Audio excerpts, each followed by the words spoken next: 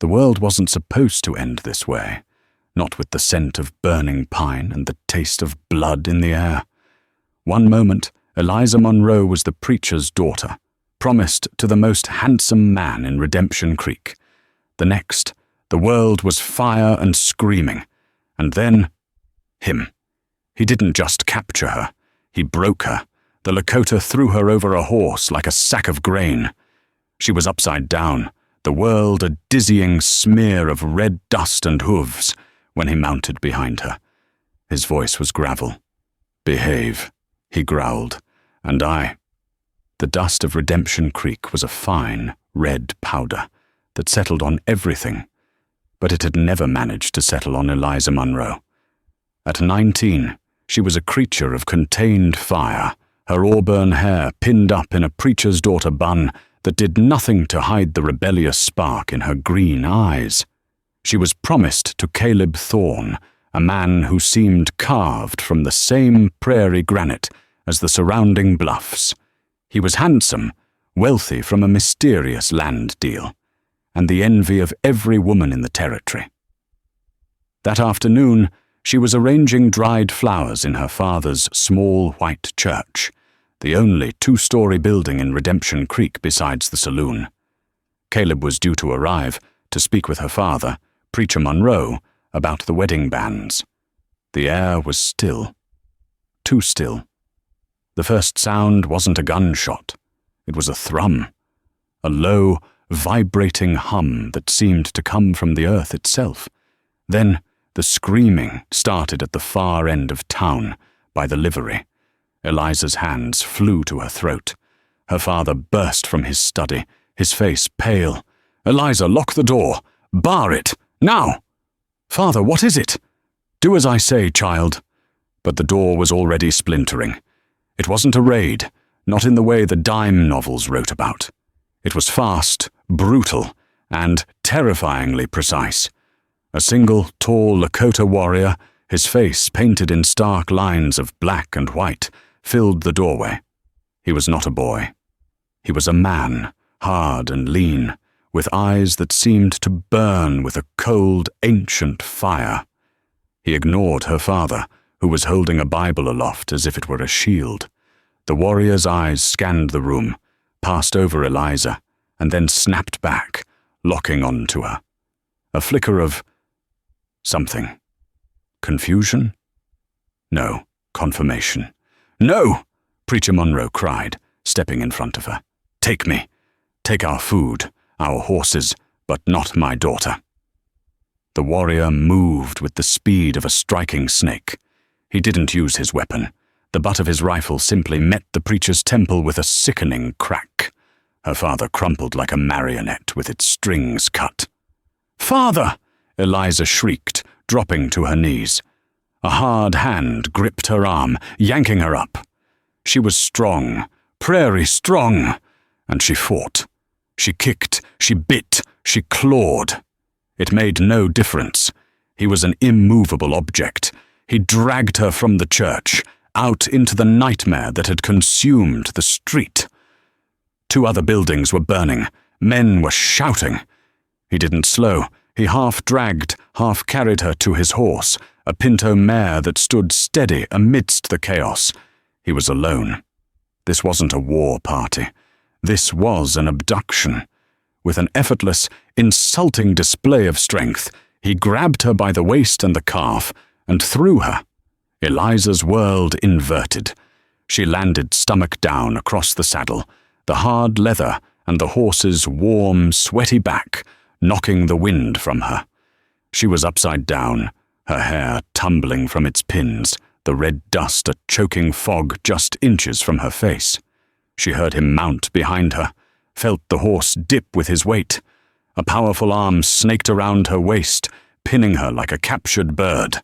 His voice was a low growl, vibrating through her ribs. "Behave," he said, his English perfect, which was perhaps the most terrifying thing of all. "Behave, and I will not gag you. Scream, and the man you call brother dies." Eliza froze. Her brother? Thomas? Her younger brother, Thomas, was supposed to be fishing at Miller's Creek. What did he know of Thomas? He is safe, the warrior continued, for now. His life is in your hands. Do you understand? Daughter of Beaumont? Daughter of Beaumont. The question was a shard of ice in her panic. She wasn't the daughter of Beaumont. Captain Beaumont was the stern, decorated commander of the nearby Fort Redemption. He had a daughter, a pale, frail girl named Clara. Before she could speak, before she could correct him, he kicked the horse. The Pinto sprang forward, and Redemption Creek, her home, her father, her entire life, vanished in a cloud of dust and agonizing confusion. He had the wrong woman. She tried to tell him. She screamed into the wind, "I'm not her, you're wrong." The arm around her waist tightened, cutting off her breath. Silence, or the boy pays. He didn't just think he had the wrong brother. He knew about Thomas, or he knew about a brother, and he had mistaken her for Clara Beaumont. The full, horrifying reality of her situation settled in. She was a bargaining chip in a game she didn't understand, a case of mistaken identity that was about to drag her into a living hell. She was being kidnapped by a man who thought she was someone else, to save a brother she suddenly wasn't sure was even safe. The horse galloped on, its rhythm a brutal, pounding drumbeat that marked the end of her old life. The red dust, kicked up by the hooves, coated her face, mixing with the hot tears of terror and rage that streamed upward, defying gravity, into her hair. The world remained upside down for what felt like an eternity. Eliza's body screamed in protest. The blood rushed to her head until her temples throbbed with a pain that eclipsed even the terror. Her stomach, pressed against the unyielding saddle, ached with every jolt. The world was a blur of spinning rock, sagebrush, and the horse's powerful, glistening flank. She focused on one thing to keep from fainting. The warrior's words. Daughter of Beaumont. The man you call brother. He was wrong, yet so specific. It wasn't a random raid. It was a targeted extraction. He had come for Clara Beaumont, and he believed he had her. She tried to twist, to get a breath that wasn't choked with dust and horsehair. The arm around her was like a steel band. He was a statue, impervious to the punishing pace, to her struggles. After what she guessed was an hour, as the sun began to bleed into the western sky, painting the clouds in shades of blood and fire, the horse finally slowed from a gallop to a trot, then a walk. The warrior reined in the horse. For a moment there was silence, broken only by the snorting of the mare and her own ragged, painful sobs. "You will ride proper," he said. It was not a request. Before she could react, he grabbed the back of her dress and hauled her backward. She tumbled, clumsy and weak, landing not on the ground, but in his lap, sitting sideways. He grunted, then spun her around and shoved her forward, planting her astride the horse in front of him. Eliza gasped, her legs aching as they were forced around the wide barrel of the horse. The world righted itself with a sickening lurch. She was dizzy, her vision swimming. She grabbed a handful of the horse's mane to keep from falling. Now she could see him. She twisted her head, her matted hair scraping her cheek. He was not what she had imagined. The paint on his face was stark, but it couldn't hide the high, sharp cheekbones, the straight nose, or the firm line of his mouth. He was younger than his voice suggested, perhaps only a few years older than her. But it was his eyes that held her. They were dark, almost black, and held an intelligence, a cold, calculating, and educated intelligence that terrified her far more than simple savagery ever could. "Who are you?" she whispered, her throat raw. He stared straight ahead, over her head, as if she were nothing but a package he was delivering. "I am the man who holds your brother's life." "Thomas," she said, testing the name. "His name is Thomas. He's just a boy. He's at Miller's Creek. How do you—" "He was not at the creek," the warrior said. "He was taken this morning. By my brothers." He paused. "A trade. His life for yours. A simple transaction, daughter of Beaumont." "I told you," she cried, desperation making her voice shrill. "I am not Clara Beaumont. My name is Eliza Munro. My father is the preacher. You saw him. The man with the book." He looked down at her then, his gaze so intense it felt like a physical weight.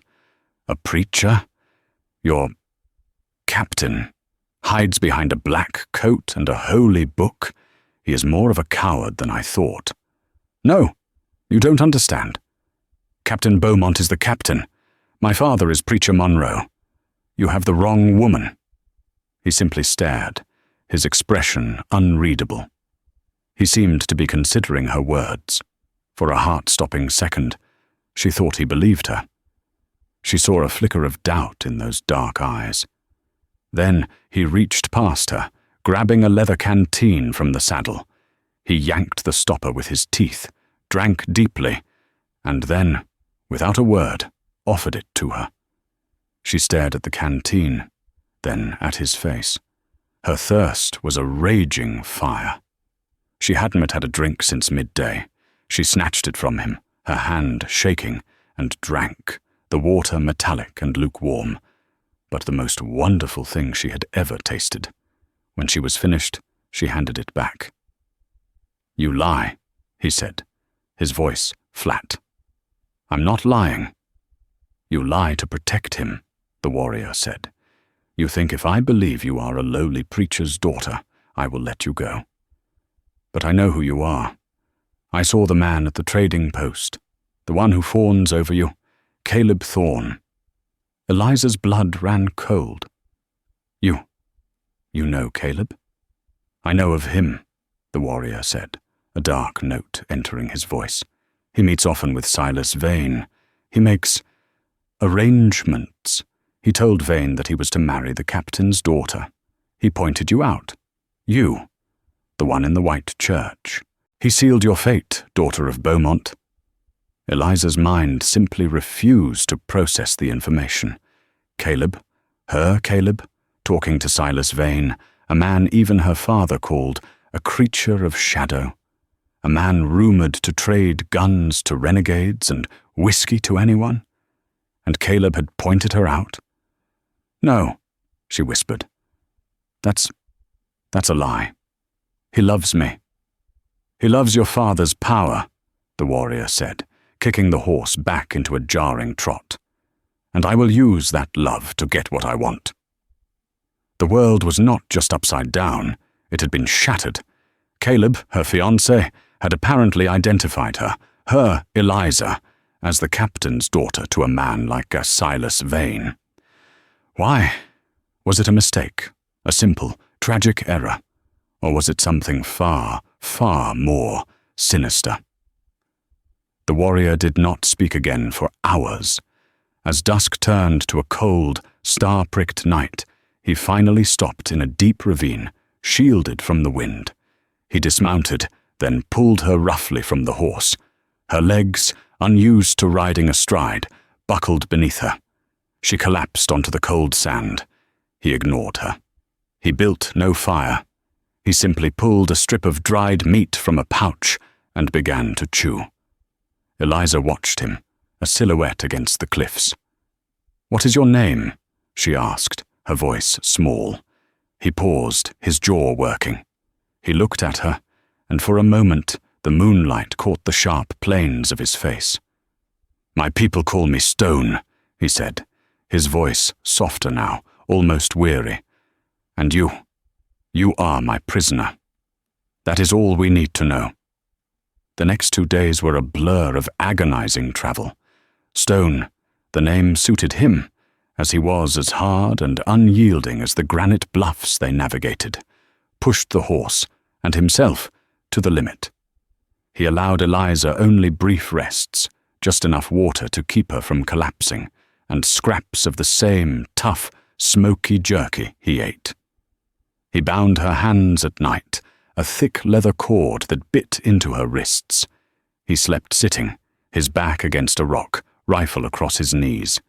He seemed to not sleep at all, but to exist in a state of coiled, watchful waiting. Eliza's mind, however, was racing faster than the horse. Caleb. The name was a wound. He told Vane he was to marry the captain's daughter. He pointed you out. It made no sense. Unless Caleb knew she wasn't the captain's daughter. What if he wanted her taken? What if he wanted her gone? The thought was so monstrous, so betraying, that she shoved it down. It had to be a mistake. Stone was lying. He was twisting the truth to break her. But why would Caleb be meeting with Silas Vane? Vane was a poison. Everyone knew it. He ran a trading post on the edge of the territories that was more of a fortress, a neutral ground for the worst elements of the West: gun runners, deserters, and renegade tribesmen. On the third morning, they crested a high mesa. Below them, tucked into a circular, well-defended canyon, was a large camp. It was not the nomadic, chaotic village Eliza had imagined. This was a permanent, fortified settlement. Dozens of lodges, a large horse pen, and smoke rising from multiple fires. But it was not just a Lakota camp. Eliza's eyes widened. On the far side, near a stream, were several canvas tents of the sort that white prospectors used, and leaning against a wagon, his hat tipped low, was a white man. He was large, with a greasy beard, and he was laughing with two Lakota men. "Who is that?" Eliza whispered, a new cold dread filling her. "Silas Vane," Stone said, his voice tight with a disgust that surprised her. He urged the horse down the winding, steep path. As they entered the camp, a silence fell. Women paused in their work. Children stopped playing, all eyes fixed on her. They were not eyes of welcome. They were hard, assessing, and full of a quiet hatred that made her skin crawl. Stone was clearly a man of importance here, but his prize, a white woman, was not a welcome sight. He dismounted and pulled her down. This time her legs held. She stood, her dress torn, her hair a wild tangle, her face smeared with dust and sweat. But she met their stares. She would not show fear. An old woman, her face a map of sun-baked wrinkles, emerged from a large lodge and began shouting at Stone in a rapid, angry torrent of Lakota. He shouted back, his voice sharp. The argument was fierce. The old woman pointed at Eliza, then at the sky, then at her own heart. Stone finally cut her off with a sharp, definitive word. He grabbed Eliza's arm and dragged her toward a small, isolated lodge at the edge of the camp. He shoved her inside. The lodge was small, dark, and smelled of wood smoke and sage. "You will stay here," he said. "What did she say?" Eliza demanded, rubbing her arm. "That old woman?" "She is my mother's sister," Stone said. "She does not approve of my methods. She says I have brought a shadow into our home." "She's right," Eliza said, her voice shaking. "You've brought the wrong woman." "We will know soon enough," Stone said, and turned to leave. "Wait, my brother, Thomas. You said he was captured. Is he here?" Stone paused, his back to her. "He is not here. He is at Vane's post. Vane is holding him, as a guarantee." "A guarantee of what?" "That I would do my part, that I would bring him the captain's daughter." The pieces clicked into place with horrifying clarity. This wasn't Stone's plan. He was a pawn. This was Silas Vane's plan. Before she could ask another question, a new voice interrupted them. "Well, well, look what the cat dragged in." Eliza turned. Filling the lodge's entrance, blocking the light, was the large, greasy-bearded man she had seen from the mesa. Silas Vane. He stepped inside, his eyes, small and piggy, raking over her. He smiled, revealing a row of yellow, broken teeth. So this is the little bird, the captain's daughter. He took a step closer, close enough for her to smell the sour whiskey on his breath. Caleb Thorne was right. You are a beauty, though a bit dirtier than he described. Eliza recoiled, pressing herself against the lodge's hide wall. "Vane," Stone said. His voice was a low, warning growl. "She is not to be touched." "Oh, I ain't gonna touch her," Vane chuckled, not taking his eyes off Eliza. "Not yet. She's high-value goods, this one. Captain Beaumont will pay a king's ransom for his little girl. A king's ransom." Vane looked at Stone. "You did good, Stone. You got the girl. Now, as for your end, I've got the boy, Thomas, locked up tight at the post. Safe and sound. You give me the girl, I give you your brother." "No," Stone said. Vane's smile faltered. "What? What did you say?" "I said no," Stone repeated. "The deal was a trade. My brother, Coda, for the captain's brother. You told me Beaumont's men held Coda. You told me if I took Beaumont's daughter, he would trade. You said nothing of a ransom." "Plans change," Vane said, his hand moving to the pearl-handled pistol at his hip. "Beaumont's boy ain't the prize. His daughter is. And besides, your brother Coda, he ain't at the fort. He's elsewhere." "Where?" Stone's voice was dangerously quiet. "He's at my post, too," Vane said with a shrug, "with the Monroe boy. See, I got 'em both. And you, my friend, are going to help me get the ransom for this one." He gestured to Eliza. "Then, maybe I'll let the other two go." Eliza watched Stone's hands. They were clenched into white-knuckled fists at his sides. He was trembling, not with fear, but with a rage so profound it was visceral. He had been betrayed. He had been manipulated by Vane, used as a tool to kidnap a woman for a ransom plot, all while his own brother was a prisoner of the same man.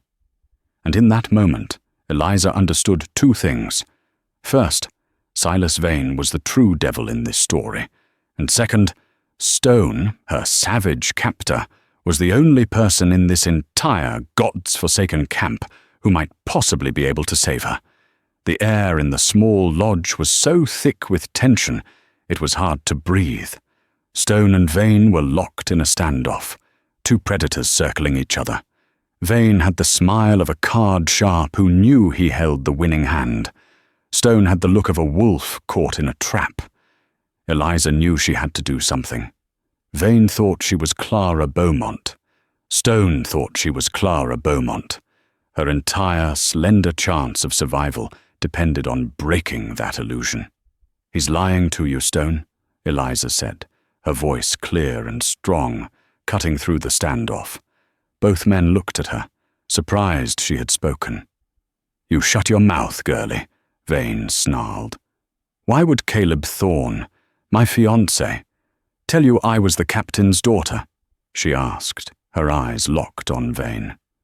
Vane's piggy eyes narrowed. "What kind of trick is this? To confuse your savage guard?" "Caleb Thorne is marrying the captain's daughter. That's you. He told me so himself." "Did he?" Eliza said, stepping away from the wall. "Or did he tell you he was marrying me, Eliza Monroe, and you just assumed I was the captain's daughter?" A flicker of uncertainty crossed Vane's face. "She is lying," Stone said, but his voice lacked the conviction of before. "Am I?" Eliza rounded on him. "Your brother Coda and my brother Thomas are both prisoners. Vane holds them, and he's using you to get a ransom for Clara Beaumont. But I am not Clara Beaumont." "I told you. She lies." "Then ask me," Eliza yelled, jabbing a finger at her own chest. "Ask me something only the preacher's daughter would know. Ask me the name of the saloon owner in Redemption Creek. It's Malachi Horn. Ask me the name of the blacksmith. It's Jebediah Smith. Ask me the first hymn my father taught me. A mighty fortress is our God. Clara Beaumont wouldn't know those things. She lives at the fort. She's pale and sick, and she hasn't been in town for months."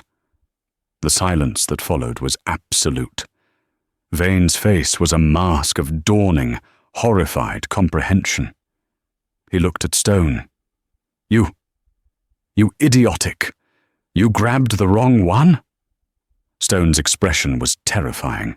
His world, his entire motivation, had just been pulverized. He had endangered his people, betrayed his own conscience, and captured an innocent woman. For nothing. His brother Coda was still a prisoner, and he had no leverage at all. "You," Vane whispered, his face turning a mottled purple. He wasn't looking at Stone. He was looking at Eliza. "You're the preacher's girl, the one with the—" His eyes dropped to the small silver cross she still wore around her neck. "Oh, you are worthless." He lunged at her, his smile gone, replaced by a murderous rage. This is all your fault, you lying!" Stone moved faster than she thought humanly possible. He crossed the lodge in a single step, grabbing Vane's outstretched arm and twisting it behind his back with a sound of snapping sinew. Vane howled in pain.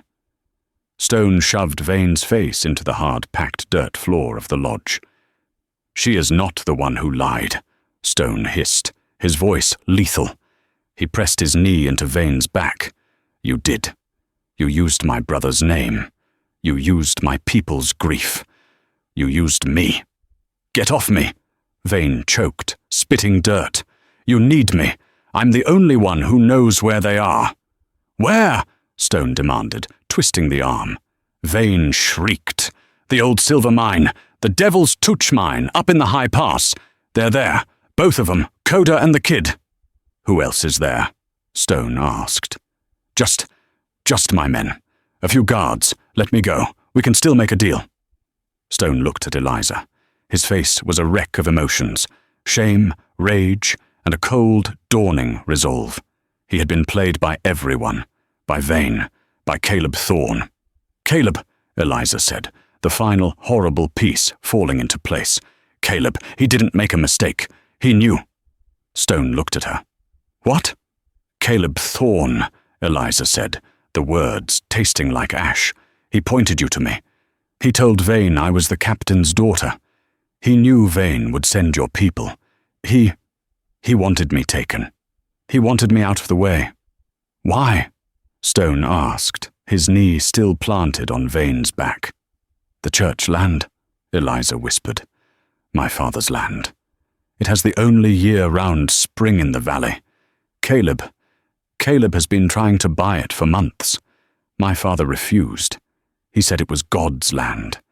If I was taken or killed in a raid, and my father was— oh God, my father—" She clapped a hand over her mouth, remembering the thud of the rifle butt. He's not dead," Stone said, his voice rough. "A blow to the head.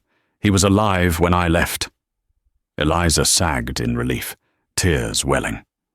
"Caleb wanted me gone, so he could—" "What? Take the land? And he's been courting Clara Beaumont, on the side. I heard rumors. I didn't believe them.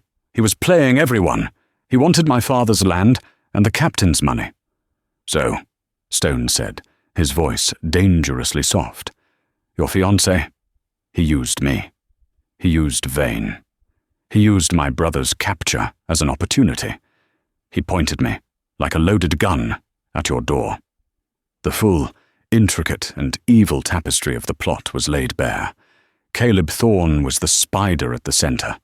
He'd used Vane's greed and Stone's desperation to remove Eliza, planning to let her vanish into the territories as a tragic victim of a Lakota raid.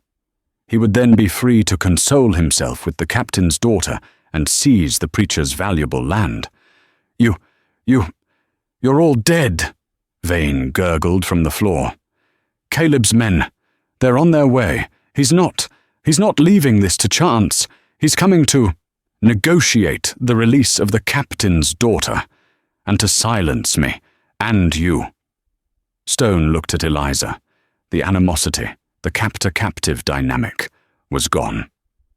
It had been replaced by something far more complex.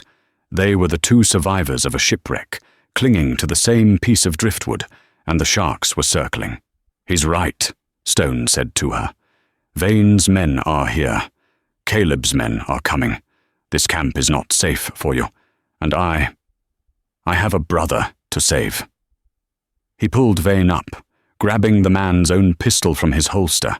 He shoved it into Eliza's hand. She stared at the weapon. It was heavy, cold. "Do you know how to use it?" Stone asked. Eliza's hand firmed. She raised the barrel, pointing it directly at Silas Vane's chest. "My father taught me to fear God," she said, her voice shaking but hard. "But he also taught me to shoot snakes." Stone nodded once. "Good. We leave. Now." "We can't just walk out," Eliza said, the heavy pistol feeling alien in her hand. "The whole camp is watching. Your mother's sister." "My aunt," Stone said, "is angry because she believes I have dishonored us by working with Vane. She will be happy to see him humbled." He dragged Vane, who was whimpering as his dislocated shoulder throbbed, toward the lodge entrance. "We will not walk. We will run."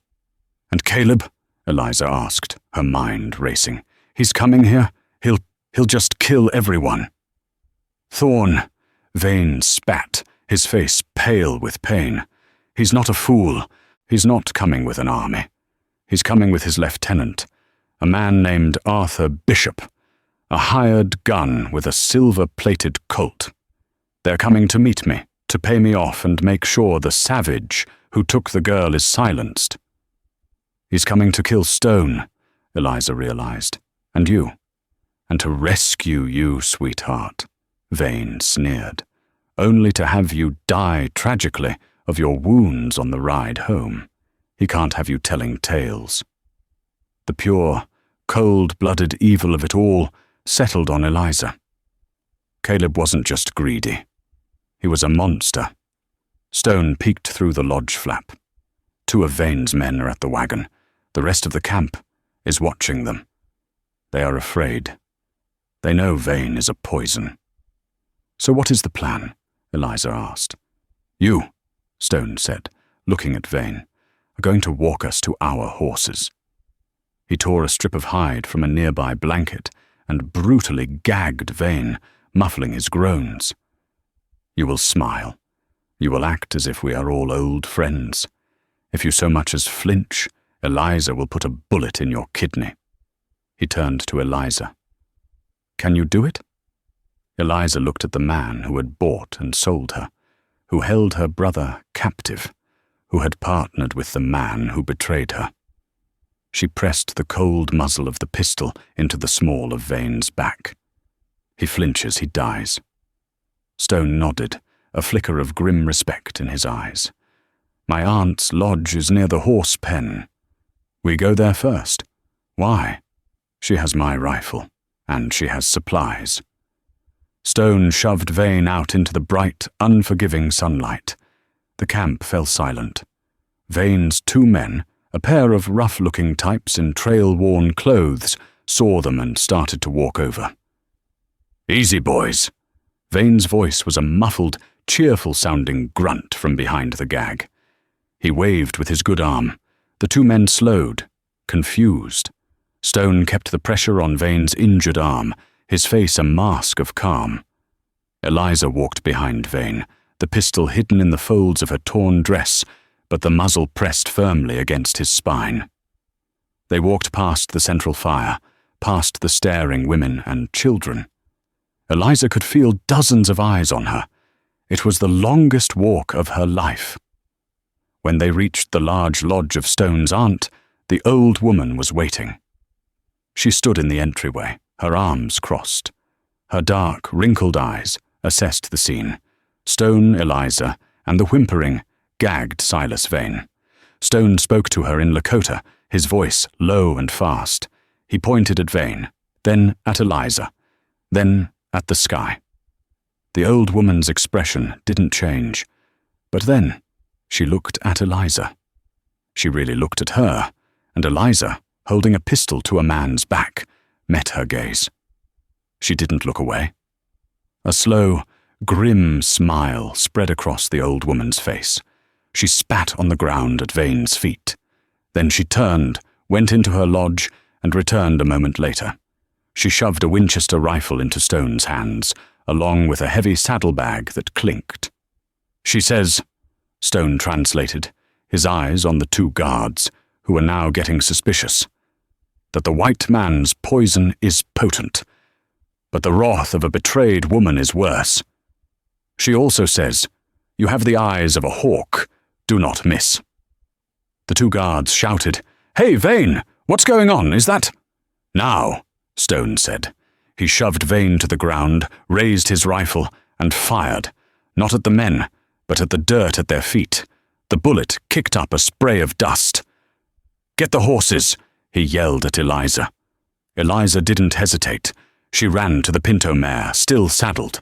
Another horse, a muscular bay, was tethered next to it.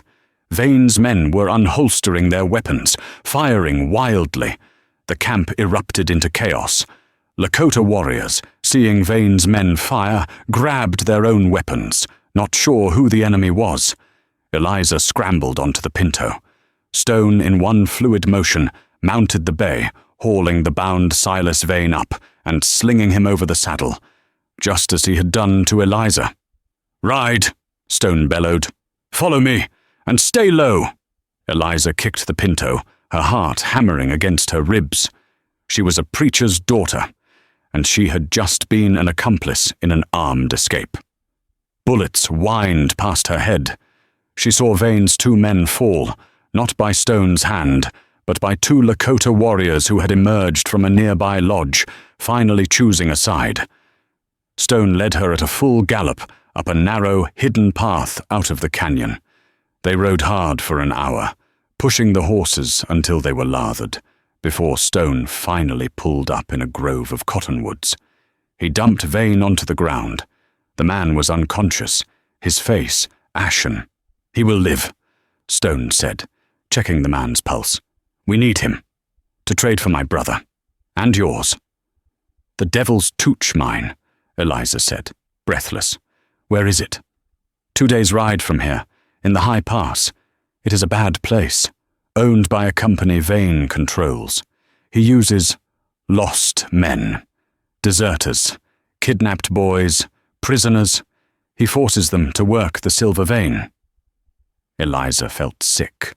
Her brother Thomas, a boy of 15, was in a place like that. "And Caleb," she said. "He's riding to the camp. He'll find Vane gone. He'll come after us."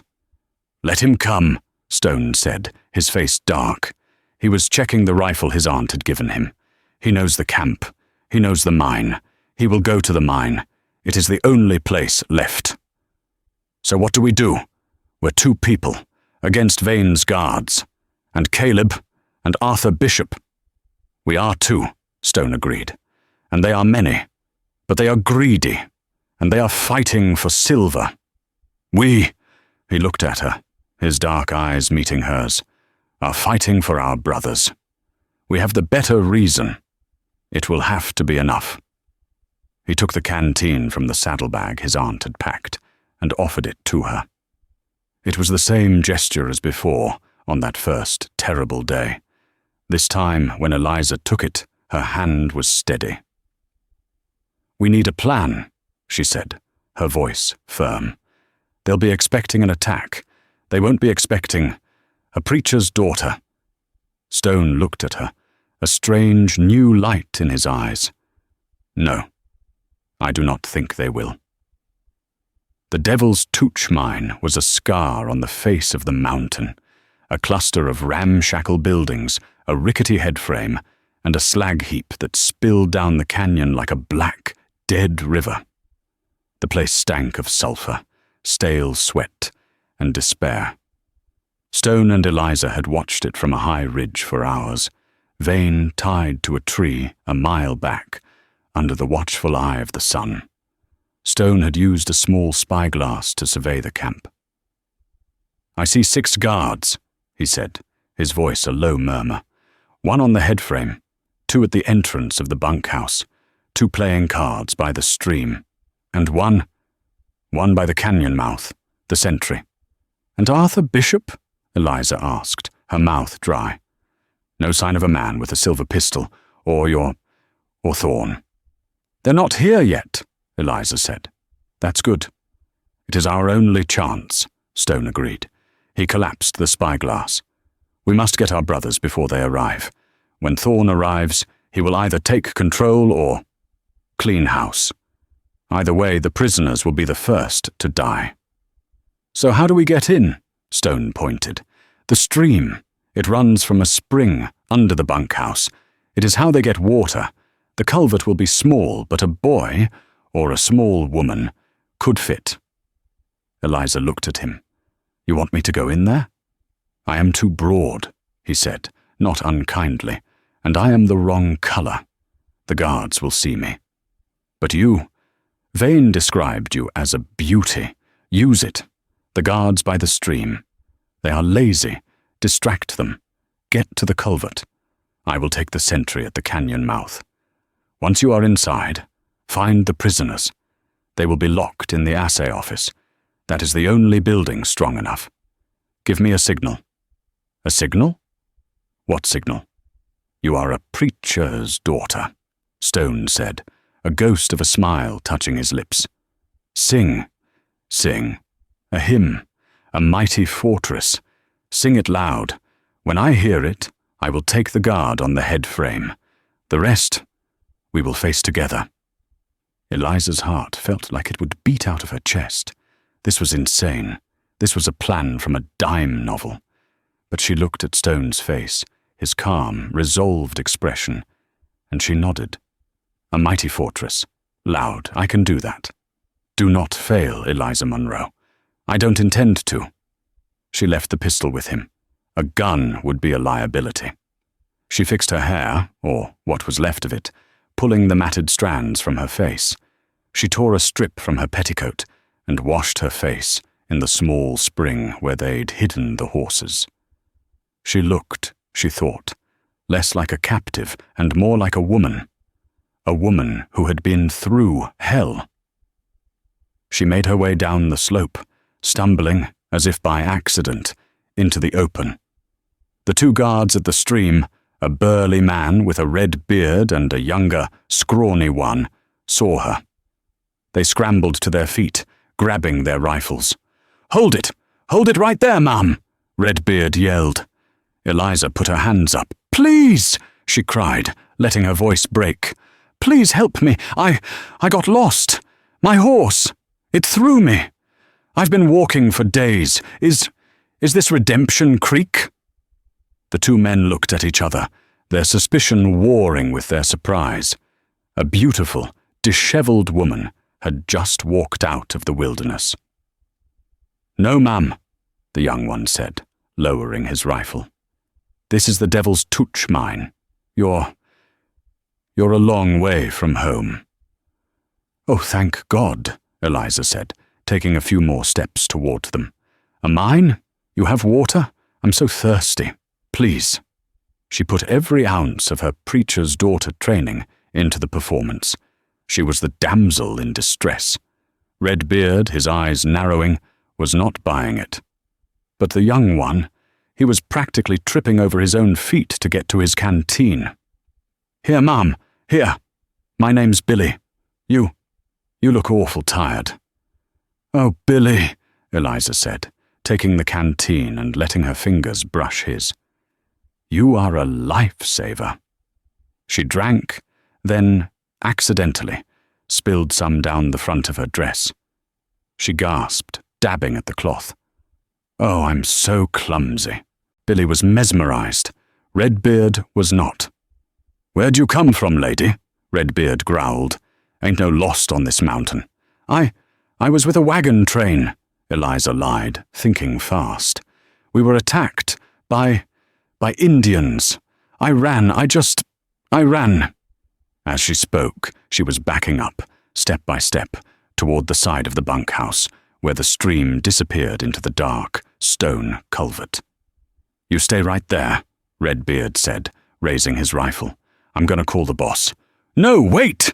Eliza cried, and she tripped, falling backward, splashing into the shallow stream. She cried out in pain, her hand clutching her ankle. Billy rushed forward. "Mom, are you—" "It's my ankle," she gasped. "I think it's broken." She was right at the mouth of the culvert. Billy was leaning over her, all concern.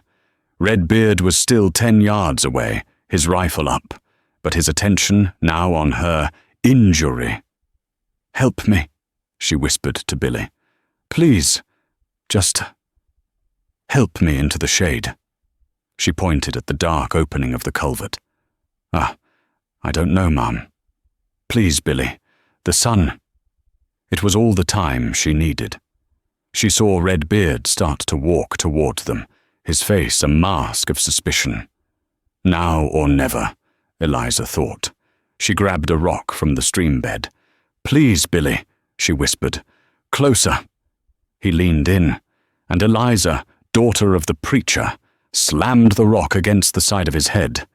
Billy's eyes went wide, and he crumpled without a sound into the water. "What the—" Redbeard shouted. Eliza didn't wait. She scrambled on her hands and knees, plunging into the pitch-black, freezing water of the culvert. It was tight, and the water was fast. It smelled of rot and human waste. She heard Redbeard shouting behind her, and then a gunshot, but the bullet just thwacked against the stone. She crawled, pulling herself forward, the water soaking her to the bone. After what felt like an eternity, she saw a sliver of light. A grate. She pushed it. It was rusted, but it gave way. She tumbled out onto a damp, dirt floor. She was in a cellar, a root cellar, by the smell of it. She heard boots on the floorboards above her. She froze. She found stairs, creeping up them, and emerged into the bunkhouse. It was empty. The guards were all outside, roused by Redbeard's shouts. She slipped out the back door. The assay office was a small, stone building with a single barred window. She crept to it. Peering inside, she saw them. 2 boys. One was dark-haired, with the high cheekbones of his brother, Stone. He was sitting, his back against the wall, his face a mask of defiant anger. The other, younger, was blonde. He was huddled in the corner, his knees drawn to his chest. "Thomas," she whispered. The blonde boy's head snapped up. His eyes widened. "Eliza, is that you? Am I dreaming?" "Thomas," she gasped. "It's me. I'm here to get you out." "Eliza, you gotta go," Thomas said, scrambling to the window. "It's a trap.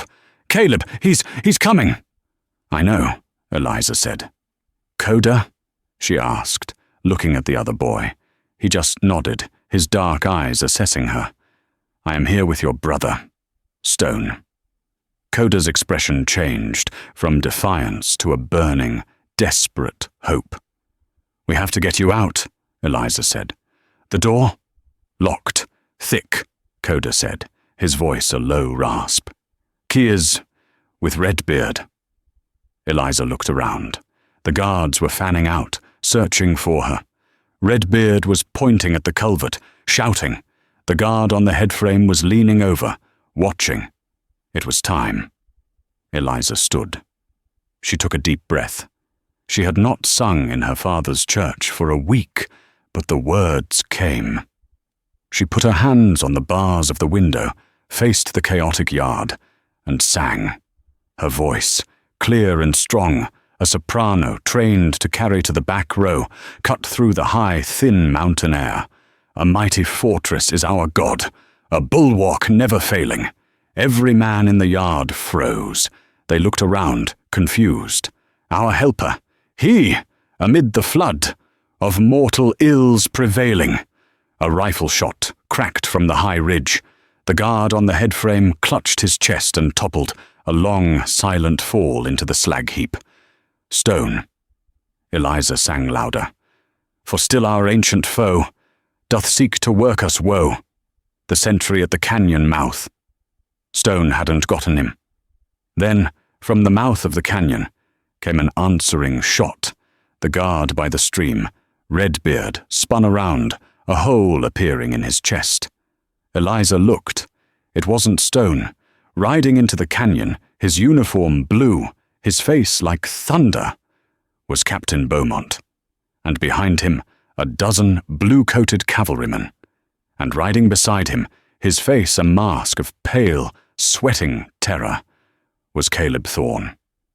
The mine erupted into a full-scale firefight. Vane's remaining guards, caught between Stone, now revealed, firing from the ridge, and the arriving cavalry, were completely overwhelmed. Caleb Thorne, seeing the battle, did the one thing he was good at. He ran. He spurred his horse, not toward the fight, but away from it, trying to get back up the canyon pass. "Oh, no, you don't," Eliza muttered.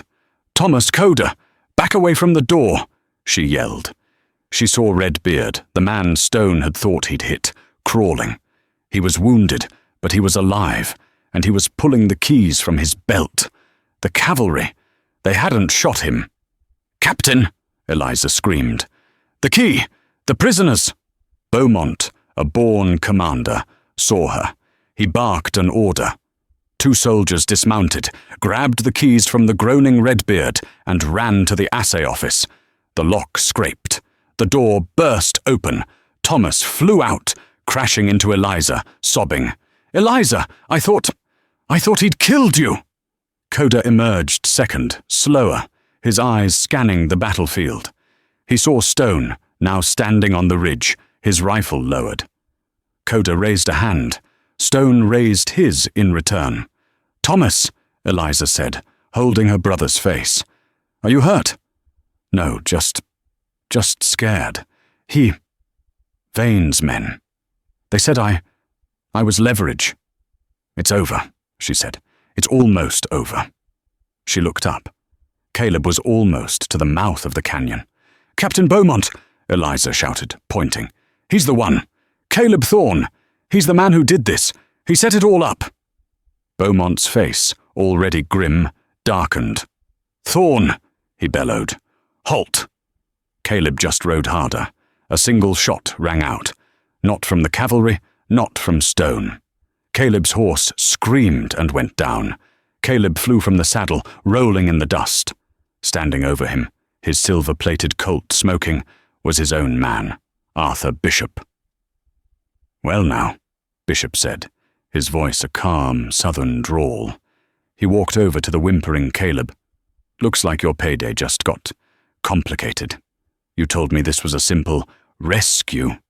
You didn't tell me about all this." "Bishop, help me! Shoot them!" Caleb shrieked, clutching his broken leg. "Shoot them," Bishop drawled. "They're the U.S. cavalry, you idiot. My contract with you is officially terminated." He calmly unholstered Caleb's own pistol, pocketed it, and then tipped his hat to Captain Beaumont. "Captain, looks like you've got a prisoner." Stone was walking down the ridge, his rifle held loosely. The soldiers tensed, but Beaumont raised a hand. "Hold your fire." Stone walked past the soldiers, past Bishop, past Caleb. He walked until he stood in front of Coda. The 2 brothers didn't embrace. They just looked at each other, a volume of words passing between them in the silence. Then Stone turned to Eliza. The yard was silent, save for Caleb's weeping and the wind. "Eliza Munro," Stone said. He was no longer her captor. He was just a man. You sing. You missed the sentry," Eliza said, her voice shaking. "I did," Stone admitted, "but I see you found a new partner." Eliza looked at Captain Beaumont. "How did you know?" Beaumont looked tired. "Your father, Preacher Monroe. He did not survive the blow. He passed in the night." Eliza's world tilted. Thomas held her up. "No. I'm sorry, child," Beaumont said, his voice gentle. "Before he died, he was confused. He kept saying, 'Caleb, the spring.' He took Eliza. At first I thought he was delirious. But then, Mr. Thorne here, he jabbed a thumb at the pathetic man on the ground, came to me. This morning, told me a savage had taken the wrong girl, that he'd taken you instead of my Clara. He'd tracked you to Vane's camp. He asked for a small detachment of men to rescue you. He was too eager. He wanted me to go, to see for myself. He wanted you to see Stone, Eliza whispered. The savage. He wanted you to kill him, to clean up his mess. Indeed, Beaumont said. But on the ride, we found a package. A man tied to a tree. A man named Silas Vane. Stone nodded. I left him for you. I knew you would be the only one to believe. Vane, Beaumont said, told us everything. To save his own skin. He told us about the mine, about the brothers, and about Mr. Thorne's entire despicable plan. The full, hard karma had hit. Caleb, in his arrogance, had tried to play one too many sides. He had tried to use the U.S. Army as his personal cleanup crew, and in doing so had led them straight to the man who could expose him entirely. Caleb Thorne was arrested, dragged away by the soldiers, his cries of, "It's a lie, she's a..." fading. Arthur Bishop, ever the pragmatist, was last seen negotiating a finder's fee with Captain Beaumont for apprehending a dangerous fugitive. Silas Vane would be handed over to the marshals, likely to hang. Eliza stood with Thomas, her life in ruins. Her father was dead. Her fiancé was a monster. Her home was gone. Stone and Coda stood before her. What will you do now? Eliza asked. My people are scattered, Stone said. Vane and Thorne, they broke our trust. We must find a new home, far from men like them. He looked at her, his dark eyes holding hers. There was no romance there. There was something harder. Respect, recognition. You saved my brother, Eliza Munro, he said. And you saved mine, she replied. He nodded, a final gesture. Then he and Coda, without a backward glance, walked to two of Vane's horses, mounted, and rode up the pass, away from the mine, away from Redemption Creek. Eliza stood and watched them go. Thomas held her hand. Eliza, Thomas whispered. Where do we go? Eliza looked at the Devil's Touch mine, at the setting sun, at the soldiers. She thought of her father, of Caleb's betrayal, and of the warrior named Stone. The world had thrown her over a horse. It had turned her upside down. It had taken everything. But she was, for the first time in her life, standing on her own. Home, Thomas, she said, her voice hard as steel. We're going home. There's a church to rebuild, and a town that needs to hear the truth. And so Eliza Munro stood at the edge of the canyon, no longer a prize to be won, but a woman forged in fire and betrayal. Stone was gone, a silhouette against the rising sun, riding not as a captor, but as a man on his own mission of justice. The West had taken everything from her, and in doing so, had shown her exactly who she was. What did you think of Eliza's transformation? Was Caleb's karma as hard as you expected? This was a long, dark, and winding story, and if you made it through this journey into the hard heart of the West, please let me know. Your likes are the fuel for this fire. Share this with someone who loves a story with a real, brutal twist. And please, subscribe to the channel. We have so many more stories to tell, and we can't do it without you. Thank you for listening.